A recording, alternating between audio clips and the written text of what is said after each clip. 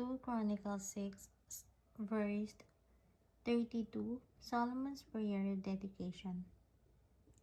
As for the foreigners who does not belong to your people Israel, but has come from distant land because of your great name and your mighty hand and your outstretched arm, when they come and pray toward this temple, then hear from heaven your dwelling place.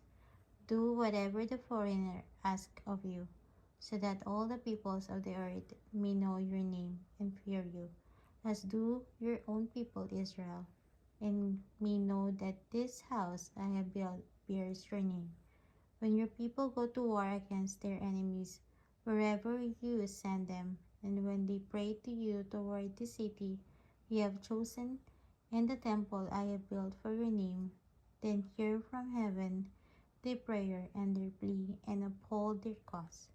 When they sin against you, for there is no one who does not sin, and you become angry with them and give them over to the enemy, who take them captive to a land far away or near, and if they have a change of heart in the land where they are held captive, and repent and plead with you in the land of their captivity, say, We have sinned, we have done wrong, and act wickedly. And if they turn back to you with all their heart and soul in the land of their captivity, where they were taken, and pray toward the land you gave their ancestors, toward the city you have chosen, and toward the temple I have built for your name, then from heaven your dwelling place hear their prayer and their pleas, and uphold their cause, and forgive your people who have sinned against you. Now, my God, may your eyes be opened and your ears attentive to prayers offered in this place. Now arise, Lord God, and come to your resting place, you and the ark of your might.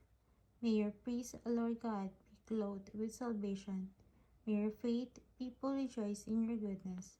Lord God, do not reject your anointed one.